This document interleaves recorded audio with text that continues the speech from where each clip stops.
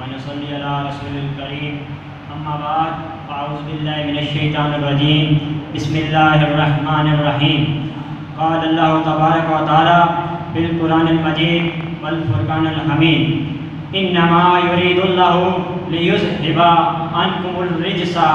أهل البيت ويطهركم تطهيرا آمنت بالله صدق الله العظيم وصدق الله رسول النبي الكريم إن الله وملائكته يصلون على النبي يا أيها الذين آمنوا صلوا عليه وسلموا تسليما الصلاة والسلام عليك يا سيدي يا رسول الله وعلى آلك وصحبك يا سيدي يا حبيب الله الصلاة والسلام عليك يا نبي الله وعلى آلك وصحبك يا رحمة للعالمين۔ اللہ تبارک و تعالیٰ کا کروڑہ مرتبہ شکر ہے کہ جس مالک کائنات نے ہمارے دلوں کو صحابہ کرام رضی اللہ عنہ اور اہل بیت کی محبت سے ہمارے دلوں کو روشن کیا۔ جیسا کہ میں نے آپ کے سامنے جو آیت کریمہ پڑھنے کا آیا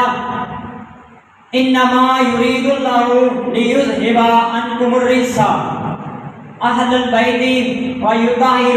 ویطہرکم تطہیرا۔ اللہ تعالیٰ چاہتا ہے کہ اے نبی کے گھر والوں تم کو پلیتی سے دور کر دے۔ اللہ تعالیٰ چاہتا ہے کہ اے نبی کے گھر والوں تم کو پلیتی سے دور کر دے اور تم کو پوری طرح صاف و پاک کر دے۔ اور آج اہل بیت میں سے جس عظیم ہستی کا ذکر ہم کرنے کے لیے بیٹھے ہیں وہ ہیں حضرت امام زین العابدین رضی اللہ عنہ۔ آپ علم و زاہد اور عبادت میں سے اپنے باپ حضرت امام حسین رضی اللہ عنہ کے خلف تھے، یعنی خلیفہ تھے۔ آپ جب نماز کے لیے وضو کرتے تو آپ کا چہرہ زرد ہو جاتا، تو اس کے بارے میں آپ سے دریافت کیا گیا تو آپ نے کہا کہ کیا آپ کو پتہ نہیں کہ میں کس کے سامنے کھڑا ہوتا ہوں؟ بیان کیا جاتا ہے کہ آپ ایک دن اور ایک رات میں 1000 رکعت پڑھا کرتے تھے۔ ایک دن اور ایک رات میں 1000 رکعت پڑھا کرتے تھے۔ ابو نعیم اور سلفہ نے بیان کیا ہے کہ جب ہشام بن عبد المالک جو کہ اس دور کا بادشاہ تھا تو اپنے یہ حج کے کرنے کے لیے گیا، تو آپ کو پتہ ہے کہ حج کے موقع پر رش کی وجہ سے بندہ طواف بھی مشکل سے کرتا ہے، تو اس نے چاہا کہ حجر اسود کو بوسہ لینا چاہا، تو بھیڑ کی وجہ سے یہ بوسہ نہ لے سکا اور ایک سائڈ پر جا کر کھڑا ہو گیا اور لوگوں کو دیکھتا رہا، حالانکہ اس دور کا بادشاہ تھا۔ تو کچھ ہی دیر میں حضرت امام زین العابدین طواف کرتے ہوئے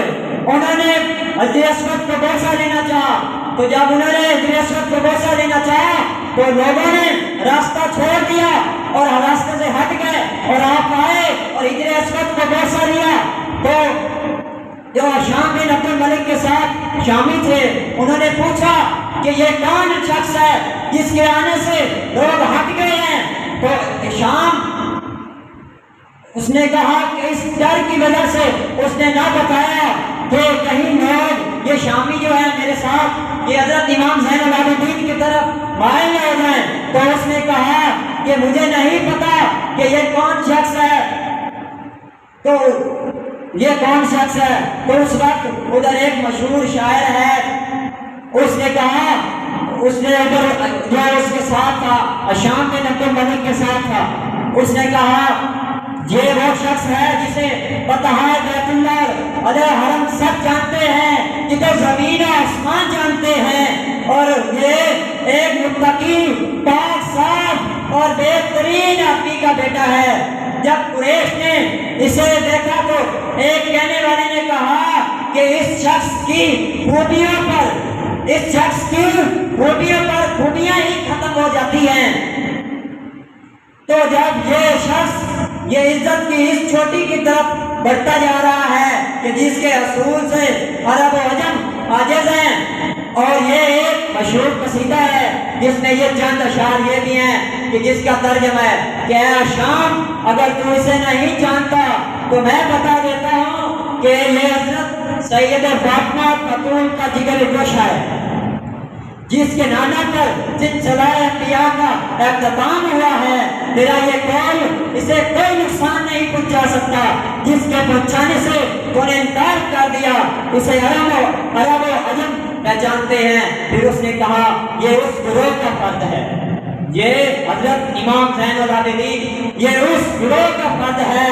جن سے محبت کرنا دین ہے اور ان سے بغض رکھنا کفر ہے۔ ان سے محبت کرنا